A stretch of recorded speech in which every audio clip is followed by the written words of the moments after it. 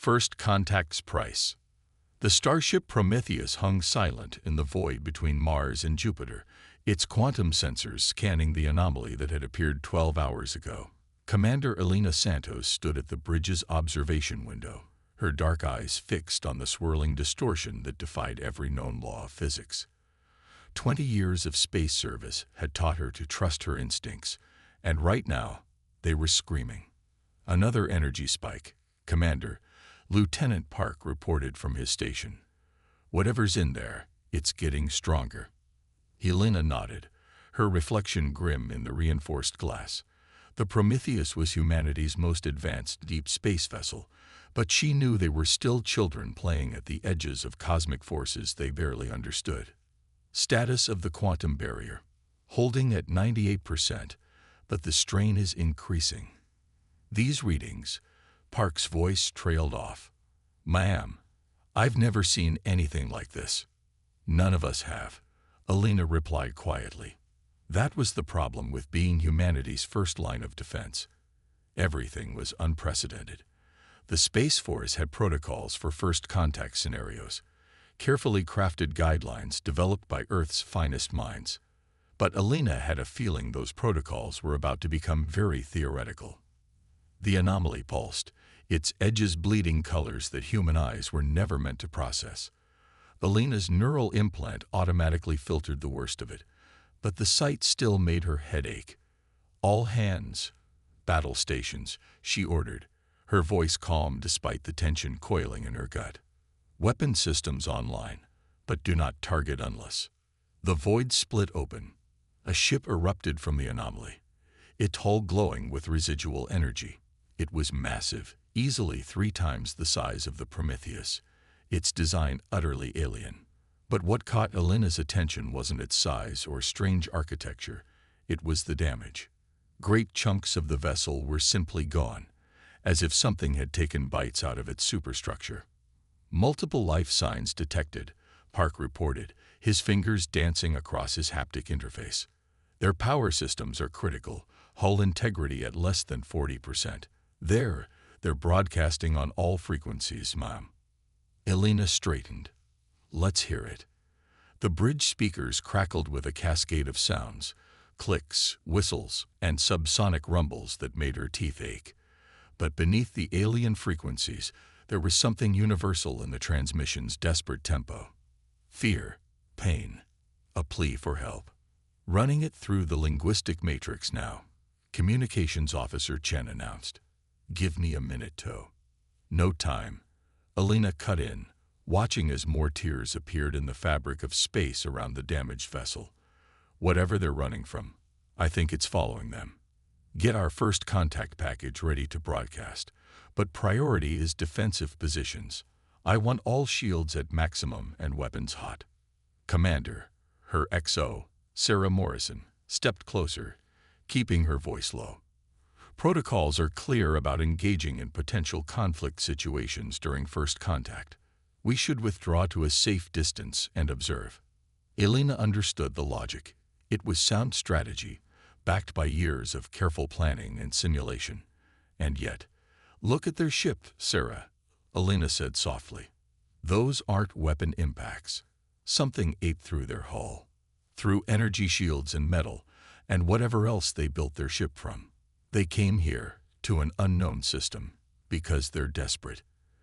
If we run now, we're not just abandoning them. We're missing our chance to learn about whatever did this, whatever might be coming for us next. The anomaly pulsed again, wider this time. In the damaged alien vessel, lights flickered as its engines strained to move. They were trying to run, Elena realized, but they had nothing left to run with. She made her decision. Launch rescue shuttles, Elena ordered, her voice cutting through the tension on the bridge. Get medical and engineering teams ready for possible alien physiology, and move us between that ship and the anomaly. Commander, Morrison protested. The regulations will be noted in my log as having been considered and deemed inadequate to the situation. Elena finished. She turned to face her crew, seeing the mix of fear and determination in their eyes. Humanity has dreamed of first contact for centuries. Well, here it is. And it comes with a choice. Play it safe, follow the rules, and watch an intelligent species die. Or take a risk, break some protocols, and show the galaxy what humanity stands for. New alarms blared as the anomaly began to widen again. Something was coming through, something big. Elena smiled, though there was no humor in it. Besides, she added, whoever's chasing them. They just made first contact too. Let's show them humanity's way of saying hello. The Prometheus's engines flared to life, pushing the ship forward as its weapons charged and its shields hummed with power. In the damaged alien vessel's wake, the void continued to tear, and through that tear came horrors that would change humanity's understanding of the universe forever. But that was a problem for later. Right now, Elena Santos had aliens to save and monsters to fight, and she suspected both activities were about to become a very human specialty. The warning. The emergency medical bay of the Prometheus hummed with activity as human doctors worked alongside hastily programmed medical robots to treat their alien patients. Through the transparent isolation field, Commander Elena Santos watched the tall, crystalline beings that her crew had rescued. Their bodies seemed to be made of living crystal, with patterns of light pulsing beneath translucent surfaces that reminded her of fiber optic cables. They call themselves the Lumini, Dr. Paddle explained, consulting his tablet. Their biological processes are silicon-based, and they communicate through light patterns as well as sound. The translation matrix is still struggling with some concepts, but we're making progress. Elena nodded, her eyes fixed on the largest of the Lumini, who appeared to be their leader. And their injuries. Unlike anything I've ever seen, Paddle admitted. It's as if portions of their crystal matrix were simply erased. Not broken, not damaged, just gone, along with everything that should have been there. The same pattern we saw on their ship. The memory of what had followed the Lumini through the anomaly made Elena's shoulders tense. The Prometheus had barely escaped that encounter, and even now, her crew was working to repair the damage to their quantum shields. They'd won that battle, if you could call a desperate retreat winning, but Elena knew it was only the beginning. Commander, Lieutenant Park's voice came through her neural link. The Lumini leader is asking to speak with you. They say it's urgent. On my way, Elena responded. She turned to Patel. Are they stable enough for a conversation? The doctor nodded. Just don't keep them too long. Their energy reserves are still depleted. Elena entered the isolation chamber, environmental systems automatically adjusting to accommodate both human and Lumini biological needs. The leader's crystalline form shifted, patterns of blue and white light dancing across their surface in what the translation matrix suggested was a greeting. Commander Santos, the Lumini's thoughts translated directly into Elena's mind through her neural implant, their actual voice a harmony of crystal chimes. We owe you and your crew a debt that cannot be measured. We help those in need. Elena replied simply. It's what we do. Yes, the patterns of light intensified. We have observed this about humans through the data exchanges during our treatment. You are. There was a pause as the translation matrix struggled, wonderfully reckless, beautifully impossible. And that is why we must warn you. The temperature in the chamber seemed to drop as the Lumini leader's lights dimmed to deep purple. What you fought, what followed us, they are called the Void Eaters. They are ancient, patient, and absolute in their hunger. They do not consume for sustenance or resources. They consume to erase, to remove all trace that something once existed. Holographic displays sprang to life around them, projected from the Lumini's crystalline body. Elena watched in horror as entire solar systems vanished, leaving nothing but empty void behind. They have consumed 17 civilizations in the last standard cycle. The Lumini continued. We were the 18th, or what remains of us. Our great cities, our orbital rings, our colony worlds, all gone. Not destroyed. Commander, erased. How do they do it? Elena asked, her tactical mind already working on defensive scenarios. They exist partially outside normal spacetime, the Lumini explained. Our most advanced weapons couldn't touch them. The collective of unified species, the mech-enclave empire, the quantum harmonics, all fell before them. Their technology, their defenses, meant nothing. Elena's neural implant pinged as it detected an incoming priority transmission. She kept her expression neutral as she read the message. Similar reports were coming in from other human deep space outposts. The Void Eaters weren't just coming from one direction. "You're not just warning us," Elena realized, looking back at the Lumini. "You're apologizing. They followed you here because this was their next target all along. Earth is in their path." The Lumini's lights pulsed with sorrow. "Yes, we did not know until we accessed your star charts. We would never have led them here had we known. The Void Eater's path is clear now. They are systematically erasing all advanced life from this spiral arm of the galaxy. Earth lies directly in their projected course." Elena straightened, her mind racing. "How long?" "Based on their observed patterns, 3 of your months before their main force arrives. Commander, you must understand. Evacuation is your only hope. Gather what you can, who you can, and flee to the galactic core. The younger species there are organizing a final refuge." "No," Elena interrupted, a plan already forming in her mind. The Lumini's lights flickered in surprise at her tone. "Humanity doesn't run, not when we have time to prepare." 3 months. "Good. We can work with that." "Commander Santos," the Lumini's translation carried clear concern. "You cannot fight them. It is impossible. Their very nature defies the laws of physics as we understand them." Elena smiled, and there was something in that smile that made even the crystalline being draw back slightly. "That's the thing about humans and impossible situations," she said. "We don't try to understand the laws. We change them." She activated her neural link, sending priority messages to Earth's Defense Council and every major research facility in human space. "You said they exist partially outside normal spacetime." "Perfect. We've got some theories about that we've been afraid to test. You said conventional weapons can't touch them. Even better. We've got some very unconventional ones we've been told were too dangerous to deploy." The Lumini's lights pulsed with confusion. "What are you suggesting?" "I'm suggesting that the Void Eaters have never encountered humanity before," Elena replied. "And we have a rather special relationship with impossible situations. Tell me everything you know about them, their patterns, their weaknesses, even their victories. Because in 3 months, they're not going to find another civilization to erase." She turned to leave the isolation chamber, then paused. "They're going to find out why every species that's ever tried to wipe out humanity has failed. We don't accept extinction events. We rewrite them." As Elena strode toward the bridge, her neural implant was already filling with responses from Earth.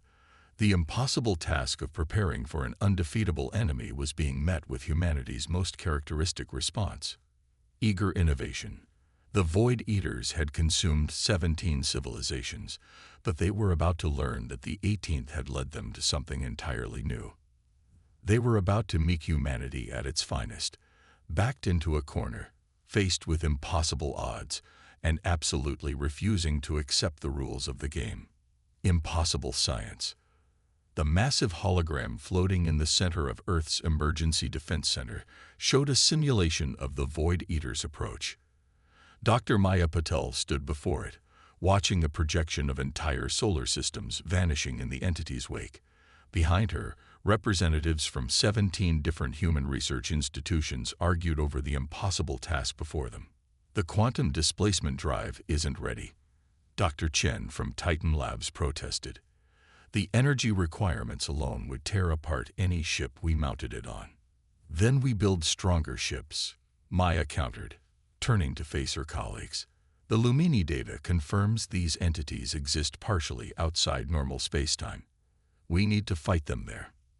The room quieted as Admiral Harrison stepped forward, his weathered face grave. "The Defense Council has approved all emergency protocols. Every restriction on theoretical weapons research has been lifted. Whatever you need, whatever resources, they're yours. But we need solutions, not theories. Maya nodded, her mind racing through possibilities that would have been dismissed as insane just weeks ago. "Show me the Prometheus battle footage again," she ordered. The hologram shifted, displaying Commander Santos' encounter with the Void Eater Scout. "Stop there," Maya pointed as the creature phased through the Prometheus's quantum shields. "Look at the energy signature. It's not just passing through. It's consuming the shield's quantum field itself. These things don't just eat matter. They consume probability. That's why conventional weapons fail," Dr. Ishikawa from Luna Base added, his eyes widening. "They're not just dodging attacks. They're erasing the probability that they were ever hit." Maya smiled, the kind of smile that had preceded some of humanity's greatest breakthroughs and most spectacular disasters. "So we don't try to hit them. We change the rules of probability itself." "You're talking about weaponizing uncertainty," Admiral Harrison said slowly. "Creating a field where probability becomes fluid." More than fluid, Maya's fingers danced through the equations, making adjustments. "We make it solid. The Void Eaters eat probability. Fine. Let's give them something impossible to digest." Dr. Chen stepped forward, his initial skepticism giving way to the particular madness that defined human scientific innovation. "We'd need to combine the quantum displacement field with the dark energy collectors we abandoned because they were too unstable," Maya finished, "and the probability matrix generators that the ethics committee banned. Those technologies were banned because combining them could tear reality apart," Dr. Ishikawa protested, but his hands were already moving through the equations, making his own adjustments. "Reality is already being torn apart," Maya countered. "We're just going to do it on our terms." She turned to Admiral Harrison. "I need every quantum physics lab in human space working on this, and I need the Prometheus." Harrison raised an eyebrow. "Commander Santos' ship. Why?"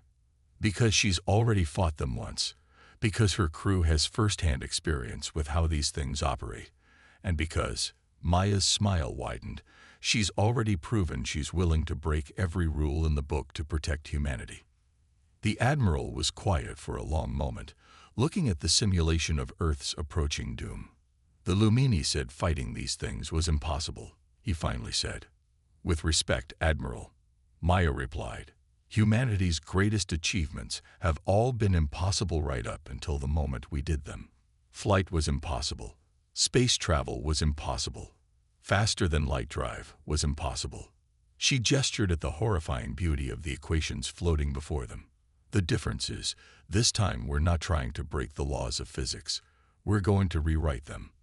The next 2 months transformed human space. Every research facility, every shipyard, every laboratory burned with the fire of desperate innovation.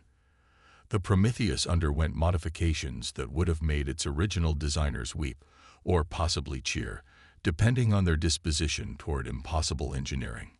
Maya stood in the ship's new central chamber, surrounded by technology that shouldn't exist.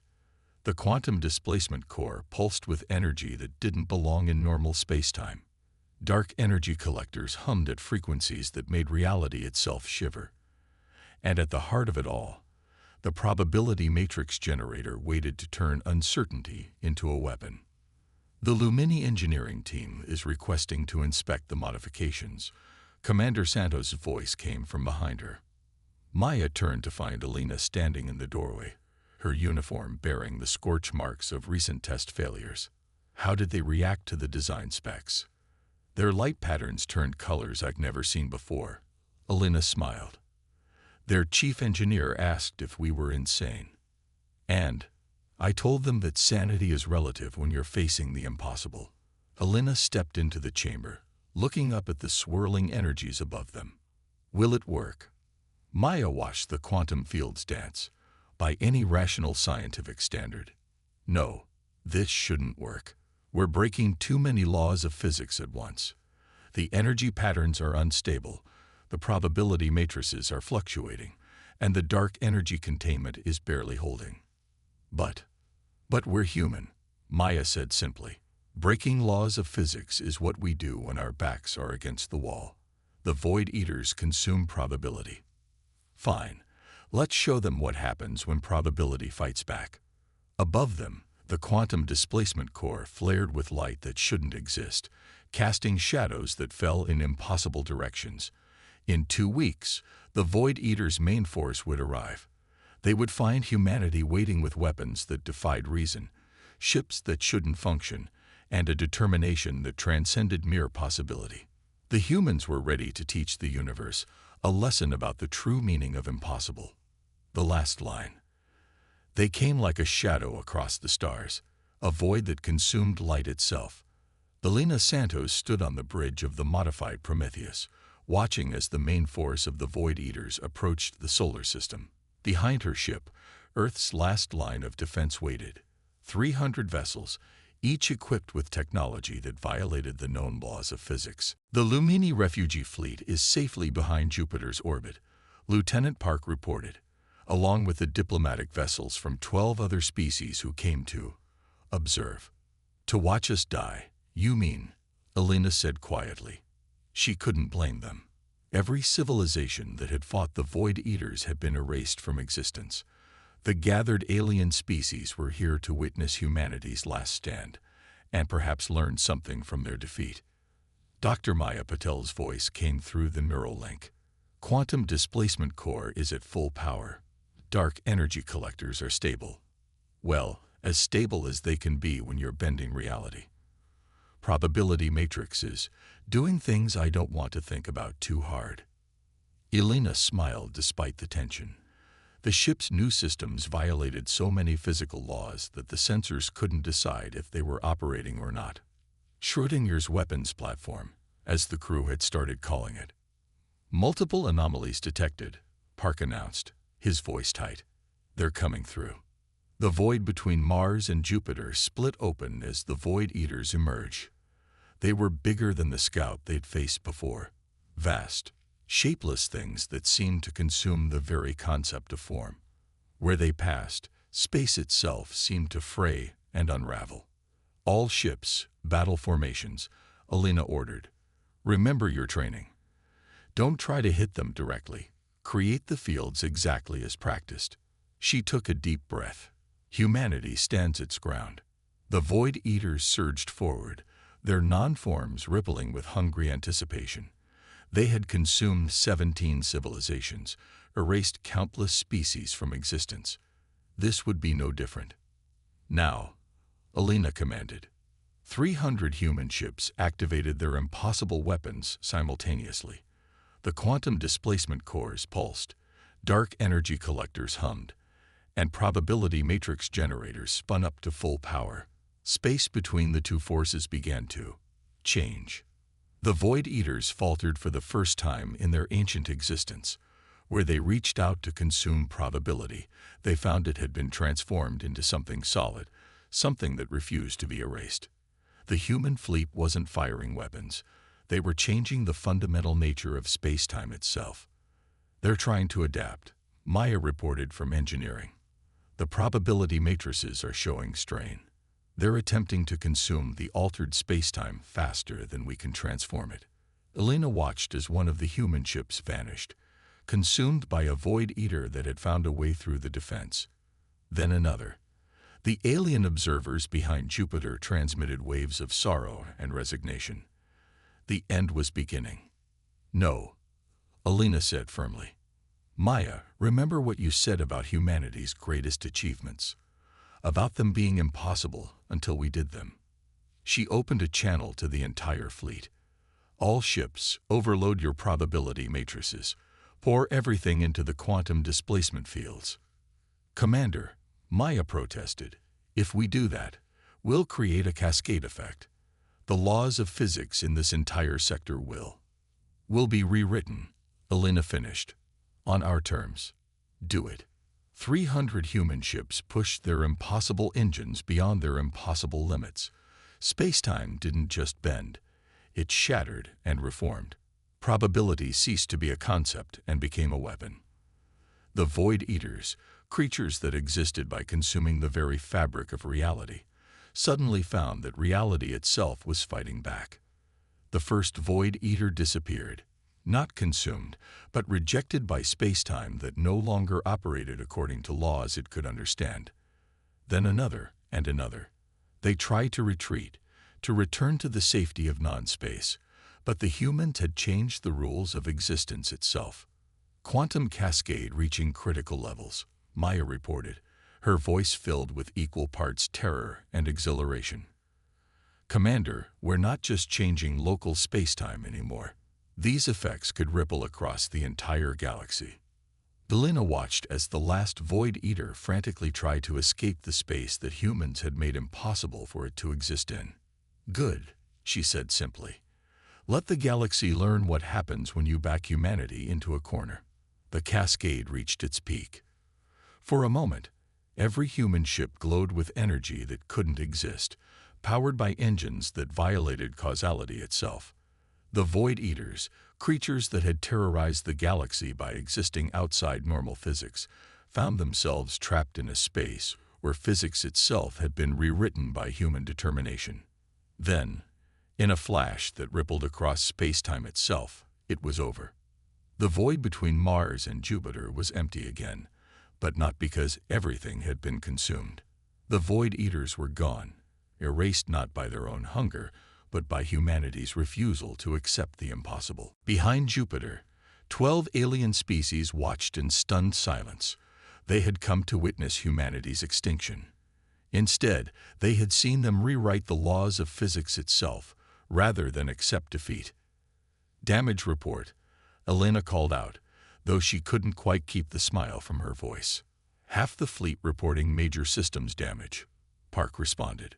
The quantum displacement cores are burnt out, dark energy collectors are offline, and the probability matrices. He paused. Actually, the sensors can't decide if they exist or not anymore. And the Void Eaters. Maya's voice was filled with wonder. Gone. Not just destroyed. We changed the fundamental laws of space-time in this sector. They literally cannot exist here anymore. She paused. Though we might have some interesting local physics for the next few centuries. Elena nodded, looking out at the space where humanity had just proved that even the laws of physics were negotiable when survival was on the line. Send word to Earth, she ordered. Tell them. She smiled. Tell them humans did what humans do best. We made the impossible possible. The alien observers were already transmitting messages back to their respective species. The galaxy was about to learn a very important lesson about humanity. When faced with an impossible threat, they didn't just fight back. They changed the rules of reality itself. Legacy of Terra. One standard galactic year after the Battle of Sol, the Great Hall of the Galactic Conclave hummed with activity. Representatives from over 200 species gathered to witness something unprecedented. The admission of humanity into the ranks of recognized spacefaring civilizations. Commander Elena Santos stood before them, her dress uniform bearing the new insignia of the Terran Defense Force. The Lumini speaker's crystalline form pulsed with patterns of deep blue and gold. We gather today not just to recognize a new species, their harmonious voice echoed through the chamber, but to acknowledge a fundamental change in our understanding of the possible. Behind Elena, a holographic display showed the sector of space where the Void Eaters had been defeated. The laws of physics there remained altered, a permanent testament to humanity's refusal to accept extinction. Scientists from dozens of species now studied the region, learning to navigate space where probability itself had been rewritten. The humans didn't just save themselves, the speaker continued. They saved all of us. The Void Eaters had consumed 17 civilizations. They would have continued until the galaxy itself was empty. But humanity looked at an impossible enemy and did something none of us considered. The speaker's lights shifted to a color of amused respect. They changed the rules. Dr. Maya Patel, standing next to Elena, couldn't help but smile. In the year since the battle, her team had worked with scientists from across the galaxy, teaching them to see physics not as an immutable law, but as a set of guidelines open to negotiation. The quantum displacement technology, once considered impossible, was being adapted for peaceful applications. The probability matrices were revolutionizing everything from medicine to space travel. We have learned, the speaker's voice grew serious, that our greatest limitation was not physics, not technology, but our own certainty about what could not be done. Humanity has taught us that impossible is not a fact. It is a challenge. Elena stepped forward as the speaker gestured to her. Commander Santos, your actions during the Battle of Sol exemplified what we now know to be humanity's greatest strength. When faced with certain doom, you didn't accept it. You didn't try to succeed within the rules. You rewrote them. We just did what we had to do, Elena replied, her voice carrying through the vast chamber. Humanity has always pushed boundaries, whether it was crossing oceans, reaching for the stars, or bending the laws of physics. We've never accepted limitations without questioning them first. The speaker's crystalline form shimmered with approval. And that is why we are not just admitting humanity to the conclave today. We are creating a new division, under joint species control but with human leadership. The Department of Impossible Solutions. A murmur ran through the assembled representatives. Elena raised an eyebrow. This hadn't been in the briefing. Your species has shown us that our traditional approaches to problems are insufficient, the speaker explained. We face threats we cannot yet imagine, challenges we cannot yet comprehend. We need humanity's unique perspective, your ability to see impossibility not as a barrier, but as a starting point. Maya stepped forward. You want us to help you break physics. We want you to help us understand that physics is not as inflexible as we believed, the speaker corrected. Already, the study of the Sol anomaly zone has led to breakthroughs in 17 different fields. Theories we dismissed as impossible are being reconsidered. Technologies we abandoned as impractical are being revisited. Elena smiled, remembering the moment on the Prometheus when they decided to push their impossible engines beyond their impossible limits. You know we'll probably break a few more laws of physics along the way. We're counting on it. The speaker's lights pulsed with what Elena had learned to recognize as laughter. The galaxy has existed in comfortable certainty for too long. We need humanity's remarkable talent for asking why not, and then proving the answer wrong.